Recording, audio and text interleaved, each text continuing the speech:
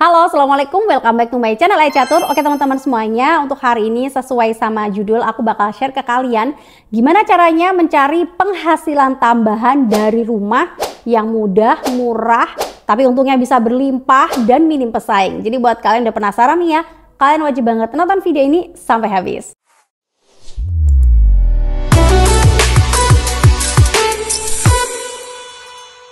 Di tahun 2025 ini cari kerjaan makin susah aja ya, bahkan banyak yang kena PHK. Otomatis ini ngebikin kita para pekerja nih ya harus benar-benar putar otak mencari penghasilan tambahan dari tempat lain. Dan yang sekarang ini lagi populer banget itu adalah dari online. Semuanya serba online, apa-apa serba online. Dan memang nggak bisa dipungkiri yang bisa kasih kita penghasilan yang sangat lumayan itu emang iya dari online ini. Tapi teman-teman ya, berbisnis atau nyari kerjaan lewat online atau berusaha lewat online itu tentunya nggak semudah mengembalikan telapak tangan. Tentunya ada banyak banget persaingan yang sangat ketat, butuh modal yang lumayan banyak, harus belajar yang kita harus mempelajari ilmu-ilmu yang sangat tinggi juga biar kita juga bisa bersaing sama kompetitor kita gitu kan. Tentunya juga akan sangat sulit sekali, padahal mungkin beberapa dari kalian masih gaptek, nggak tahu apa itu. Terus kadang beberapa dari kita juga minim banget di bagian modal, nggak semua orang punya modal yang besar ya kan. Nah sebenarnya ada satu buah bisnis yang cocok banget buat teman-teman yang masih pemula yang pengen terjun ke dunia online, yang minim modal, minim resiko, minim pesaing, tapi cuannya bisa banyak banget sampai berlimpah. Udah banyak yang bisa menjalankan ini. Maksudnya gini teman-teman ya, banyak orang-orang yang sudah mencoba ini tapi ternyata goal gitu loh, ternyata yang berhasil gitu kan ya.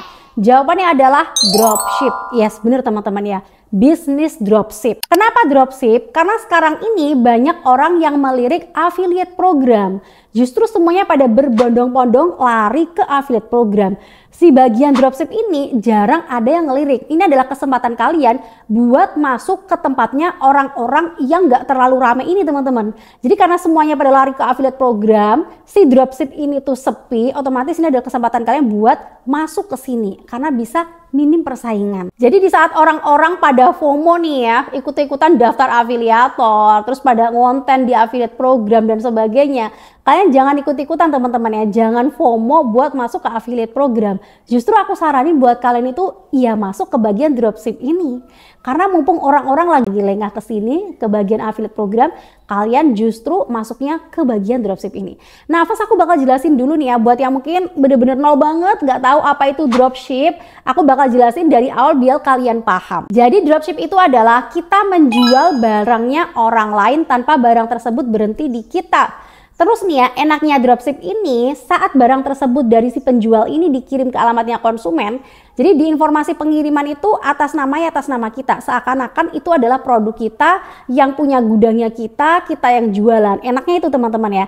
Jadi kalau misalkan si konsumen ini puas sama produk yang kita jual, dia bakal repeat order lagi ke kita, bakal ngebelinya ke kita terus. Ini bisa menjadi bisnis jangka panjang buat kita sendiri, tanpa kita perlu capek-capek packing, ngirim ke ekspedisi dan sebagainya. Karena memang dari si penjual ini atau dari si supplier ini nanti langsung dikirimnya ke alamat konsumen kita. Jadi kita di rumah tinggal duduk manis aja, tinggal main HP aja, balesin chattingannya si konsumen, balesin chattingan misalkan dia tanya terkait barang dan sebagainya. Kita nggak perlu pergi ke ekspedisi, kita nggak perlu packing barangnya, nggak perlu ngeluarin modal juga buat nyetok barangnya. Dan tentunya kalau misalkan itu nggak ada penjualan, kita juga nggak rugi karena kita nggak nyetok barangnya di rumah kita. Tapi kak, nggak semua dropshipper bisa punya omset besar kan? Dan palingnya punya omset besar cuma mereka-mereka yang mahir aja, yang pinter doang. Sedangkan mereka yang biasa-biasa aja paling juga nggak sebesar itu kak omsetnya.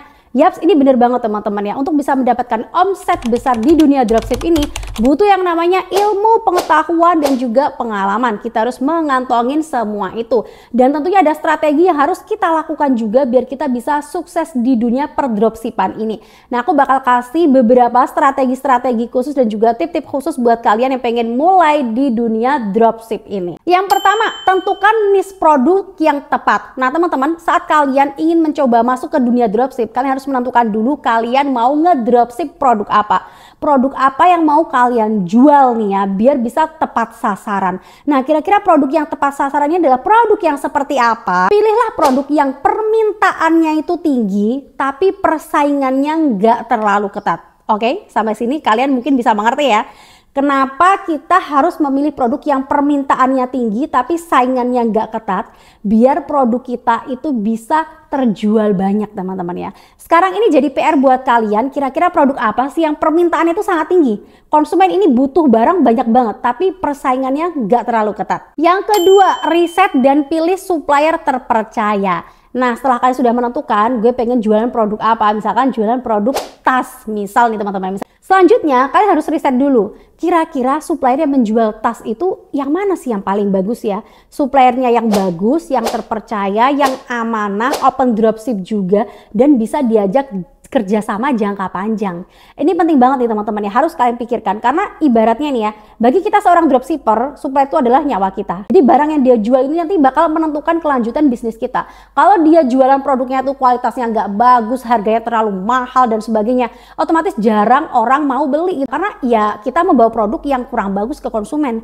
Mereka pasti bakal nggak akan repeat order lagi, bisa-bisa malah komplain ke toko kita. Jadi carilah supplier yang benar-benar berkualitas, yang bagus, yang amanah, produknya juga lengkap, produknya kualitasnya bagus, dan tentunya bisa diajak kerjasama jangka panjang. Yang ketiga, bangun toko online profesional. Nah teman-teman, setelah kalian sudah menentukan supplier yang tepat, silahkan kalian bangun toko online yang profesional. Jadi walaupun kalian itu cuma seorang dropshipper, jangan terlalu kelihatan banget kalau kalian tuh cuma ngedropship, nggak nyetok barang, kalian cuma ngambilin barangnya orang lain, ngejualin barang orang lain, itu jangan terlihat teman-teman ya.